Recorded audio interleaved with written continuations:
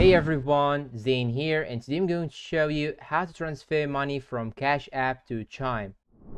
First thing you should do is to simply open your Cash application on your phone. Then once you open it and go to the home page, you should now click on your profile icon on the top right corner. Then it will show you this page, and now you have to scroll down till you get to this option right here, linked banks. So click on it, and after that you will have to click on link debit card. Then it will show you this page. So here in my case, I will click on no card. Then it will show you this page. Click on continue. So you should type here in the search bar Chime. Then it will show you here this option. You just have to click on Chime. Then once you click on it, it will ask you to enter your email and password on Chime application, and after that your Chime account will be connected to your Cash App on your phone. So by this way, when you click on cash out on Cash App, Chime option will be displayed and you will be able to send your money to Chime.